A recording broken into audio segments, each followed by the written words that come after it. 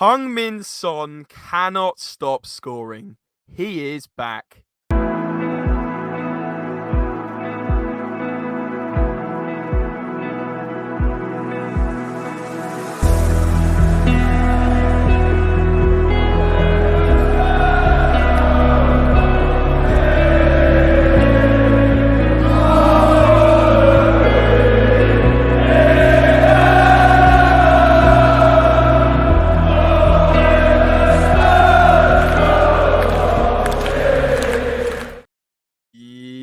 Yes, guys, hello and welcome back to the Spurs-related YouTube channel and podcast. I hope everyone is doing very, very well.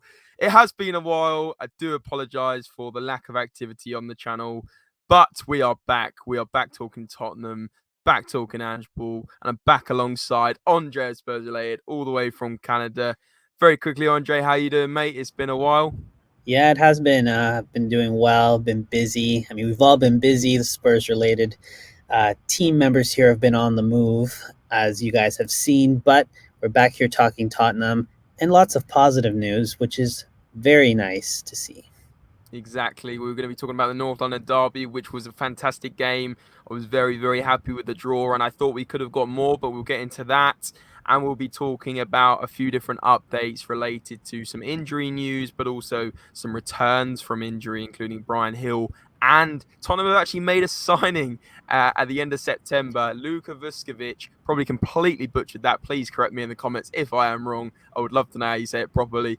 But we are talking about, a new signing, a young 16-year-old centre-back. So we'll get onto that in the video. But guys, if you are happy to see us back and happy to see these update videos, smash the thumbs up. Subscribe if you are new. The channel continues to grow, even though we haven't been as active, but we're going to be back active again. But Andre, let's get straight into it. Let's talk about the North London derby. And as you can see on the screen, that man, Heung-min Son, what a performance he put in on Sunday.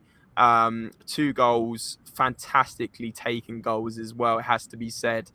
And he just looks fantastic in that number 9 position, don't you think? No, for sure, he does. I don't know why I started with no, but basically, I just think that they're finally doing what I personally thought always needed to happen, which was to move him centrally. I think when he was at the left, it limits someone unless you have someone who is trying to push the wingers out, kind of like what Liverpool would do when they play a center forward and they want Salah and Mane to push up, right? But when you have someone like Harry Kane, it's not going to happen. So really, I think the moment we saw him be the goal scorer that we did was that Champions League run back in 2019 when he had to move centrally because Kane got injured. So it's great to see that he's finally put back in that central position, and now he's scoring left and right. He's back in form, and I'm glad to see it because I was a little worried that it was going to be like last season where we'd see him score a brace. We'd all think good news, and then he wouldn't score for another 5 matches or something. Exactly that. I mean, 3 goals against Burnley, 2 against Arsenal. Not bad going. And like you said, him in the number 9 position with sort of Decky on the right and Brennan Johnson sort of playing along the other side, it looked fantastic as well. Maddison in behind, we'll get on to him. He was just unbelievably good. Yet again, I don't think he's put in probably under an 8 out of 10 performance since he started in a Tottenham shirt. He's just been absolutely fantastic. Obviously, he went down injured, Maddison. We'll get into that. Hopefully, he's all good because he did have that knock earlier in the season as well. So that's why I was a little bit concerned of that knee injury. But Heung-min Son, just very quickly, if we can keep him running off that last man, off the shoulder, where he looks almost quick, but he looks like a threat every time he goes forward at the moment. Like, he could have had a hat-trick in that game quite easily. And I think he's doing really well because he sometimes does drift wide and then he just comes central again. And then Maddison's finding him with that final ball, and it just looks absolutely like the Son of old, like that we know and love. Because obviously for quite a few months we were worried he'd almost lost his touch, and I think he was just isolated on that left wing. He just doesn't have the ability to beat that man quite as easily anymore. And I think at number 9 he just flourished, and he's looking fantastic. And I'm absolutely loving this new Heung-min Son up front. Oh, no, I agree. I think as human beings, we have to adapt, right? And as you get older, maybe their pace goes away, or your strength goes away. So I'm liking that they're putting him in that central role. It doesn't require him to be the pacey one that we know, but Yeah. obviously he still is pacey. But yeah, it's great to see what's going on. But I mean, you wouldn't be able to get the types of goals that you did without this guy here, James Maddison, who is just perfect at picking a pass, at getting the ball to the man, and in this case, Heung-min Son, always getting him to his feet. Personally, for me, I think he's the best signing of this summer window, to be honest. I couldn't agree more. I mean, signing of the summer, signing of the Premier League, I think. And when you take into consideration that we got him for £30 million plus Harry Winks, it's kind of incredible to think, um, what a player. He's just been unbelievable. Every time he gets the ball, he just looks like he can't be tackled. And especially that second goal as well, where obviously Saka had done that celebration of his dart celebration. And then from kickoff, Maddison joked in his interview that Saka was probably still doing the celebration while he absolutely tore up the Arsenal midfield, went through, and played in Heung-min Son for that second Tottenham goal. And I mean, he even absolutely done him on the left-hand side for the first goal as well, when Saka had done the celebration.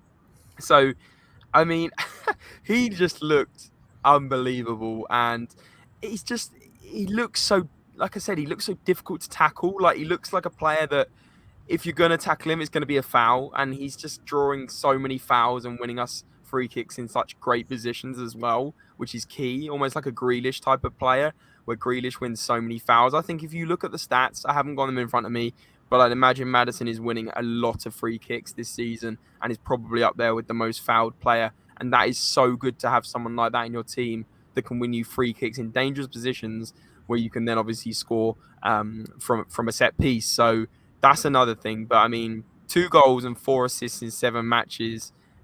Wow. I mean, what a start in a Tottenham shirt, right?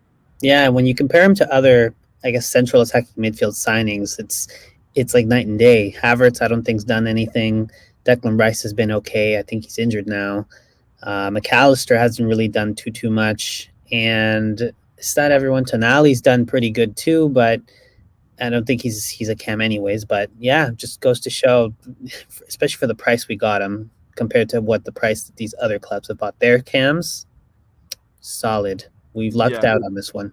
I think it's hard to argue that there's been a better signing in the Premier League. Guys, let us know in the comments below. Do you think James Maddison, from the most unbiased point of view, is the best signing in the Premier League so far? I honestly, genuinely, like trying to put my neutral hat on. It's obviously very difficult to do so, but I can't see a better signing. I mean, Declan Rice hasn't quite got going at Arsenal. Obviously, scored the winner against Man United and has looked okay. Sandro Tonali obviously has looked decent, like you said, but in terms of an impact, like I feel like if we didn't have Maddison, we would be in a lot of trouble because we would just be lacking that creativity, and we had lacked that creativity for many years. It was having to be Harry Kane dropping deep and providing the assists and providing the sort of the good play. But now we've actually got an out and out number 10 feeding in Heung-min Son and the wingers who are sort of starting to play well as well. It's fantastic to see, and I'm really, really excited for the Liverpool game on Saturday. We will do a preview for that game as well coming on Friday, so make sure you let us know if you want that by smashing the thumbs up. Let's see if we can get 50 likes on this video, guys. I know we can, but Andre, that's enough about the North London derby. Guys, let us know your thoughts on the North London derby below, and let's now talk about Brennan Johnson, I believe, who is going to have a scan for the injury that he picked up. Andre, I know you have a little bit more on this one. Yeah, so basically just has a tight hamstring. It's nothing major. They feel like it's not going to be something that's going to have sitting out or anything, but they're just going to check. It's more of like a muscle fatigue tightness type of issue. So I wouldn't be too concerned. He has been playing well. I think he just needs to check his offside. He needs to make sure he stays on side so that when he scores, he actually gets the goal. But yeah, I mean, at the end of the day, it's good to see that our forwards are doing very well, but a lot of protection is needed right now because say this guy gets injured, right? Or Maddison gets injured. Who fills in? These are the questions that really I don't want to think about, but it is something that is realistic when you go further into the season. The fact that Maddison is the sole architect, honestly, in our team, and if he goes out, what do we do next? So something to think about on that end. But for Brennan Johnson, guys, I wouldn't worry too much. hopefully he's not out, like you said, and Just very quickly skipping back about Maddison. I can't remember if we mentioned it, but he's going to have a knee scan. But initial feeling is positive. Seems to be moving normally after the game. So shouldn't be too much to worry on that front either, right, Andre? No, exactly. The fact that we only have to deal with three, I guess two now, two cups, not the biggest problem in the world when it comes to how much we're making these players play. So Yeah. that's good too. Exactly. Yeah, I saw something like we only have 7 games in like 58 days, which is incredible to think. Like about 8 weeks of the calendar year, we have 7 games. Like that is crazy. It's like it's almost less than one a week, I think. And it's like, last season we were talking about having too many games. And in previous seasons where we've had Europe, we'd have like 2, maybe 3 games a week when it became busy over Christmas. And now we're looking at 1 game a week, like max. It's incredible. So, I mean, the fact that we haven't got the deepest squad, it doesn't matter too much this year, luckily. But Yeah. yeah, it's good to see. And I believe next talking point is Ryan Sessegnon. Sorry, Brian Hill back in full training, which I think is great news. I think he is really an Ange player. Like the way I compare him, I don't think he's exactly like this player I'm about to mention, but in terms of like being a young player that can really flourish under Ange, I kind of compare him to like a Jota that was at Celtic, and now he's obviously in the Saudi league, but sort of quick, pacey, good at dribbling. I feel like Brian Hill could really do well under Ange, and I feel like I was a big Brian Hill fan anyway. I know you remember me saying before, Andre, but I think him coming off the bench almost as an impact player, I think it could be really positive. No, I think so as well. I'm very excited to see what kind of, I guess, player Ange can get out of him, because so far it's been a lot of strength training that I feel a lot of fans, coaches thought that he needed. Probably didn't help that he was going to a league where strength isn't the biggest Yeah, concern, but we'll see what happens. Can he squeeze back into this squad, or will he go on loan like he was supposed to in September before the injury happened? That's the big question here. But the nice thing as well is that we've got Ryan Sessegnon also coming back. He's in light training right now, not in full training. But another player that, again, will he squeeze back into this team? I feel like this is his last chance, because again, Ange Postecoglou era, you could say it's going to be a long-term thing, I hope. yeah. And if that's the case and he does not impress, then that's it. But I think with Perisic being injured as well, with his ACL for the season, I think it's a perfect time for Brian Hill, because I don't think we've got that many sort of that many wingers in our disposal compared to what we may used to have had. So I think he's almost like if a Brennan Johnson or a Decky aren't playing too well or get injured, I think he's right in the mix, to be honest with you. Yeah, and something to rotate as well. If we're winning, why play these guys more when you can have Brian Hill come in and get some experience in the Premier League, gain that Exactly. confidence, especially the way that Ange gives his speeches and the way that he talks to the fans. I feel like he can really hype up this team. He can 100. hype up these players. No, completely agree. Completely agree. It'd be interesting to see what happens with Brian Hill. But last talking point, I believe, is LUKA VUSKOVIC. Again, might have said this wrong, guys. Let me know. But he's joined Tottenham from Hajduk Split in Croatia, a deal which will run till 2030. And he's going to join the club in 2025, I believe. Andre, you got a little bit more detail on this one. Yeah, so he can't really join us until he's 18. So he's it's still 2025, but that's why we've signed him to a long-term contract until 2030. It's a very very long contract, a 12 million pound deal. He's currently injured, so you could my friend was saying, why did we sign an injured player? But the media, everyone's saying that this is a starlet, this up and Yeah. coming defender, 6'3", right footed. He's 16 years old, scoring for a split in Croatia, and I think he is the youngest goal scorer for that club now. He's played 11 matches there, and he's played for the under-17s for Croatia. So he's doing well. The potential is there, but let's see how he does as the years go by. But definitely, I think that if this is an Ange signing, then I'm very excited. Yeah, 100%. And I mean, Manchester City, I believe, were linked with him um, just before we'd signed him, maybe a few months before.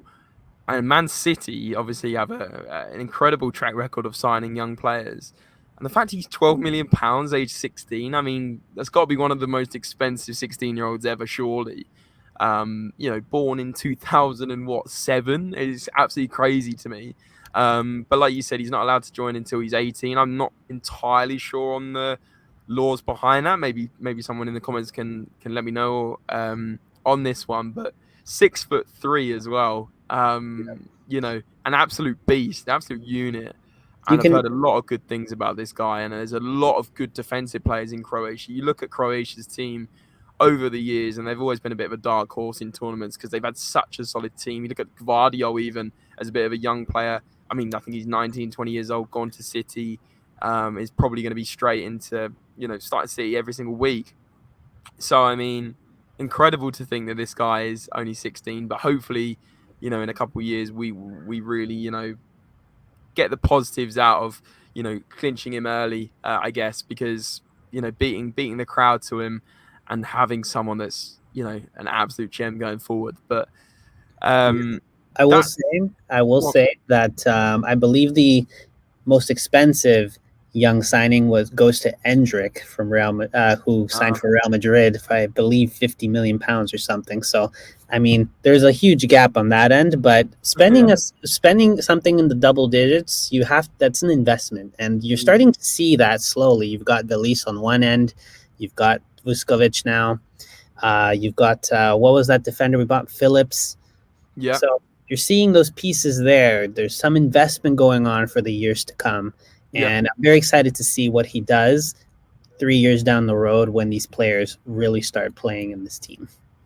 Yeah, exactly. We really are building for the future. And like you mentioned earlier, hopefully the Ange project goes on for a number of years. And, this is just the start of the building blocks to a successful future as well as, a near-term future. So, and the present. So, yeah, absolutely buzzing and, positive signs. Like we said earlier, the North London derby, I would have, bitten your hand off for a point before the game. And the fact that we could have easily come away with 3 points takes us really positively into the game against Liverpool. And as I mentioned earlier, guys, we will have a Liverpool preview for you guys on Friday. So make sure you smash the thumbs up on this video for a little return on our streaming setup rather than just on the camera from New York. Andre, great work as always on the news. And that's all we've got time for, guys. As always, remember, come on, you Spurs! Come on.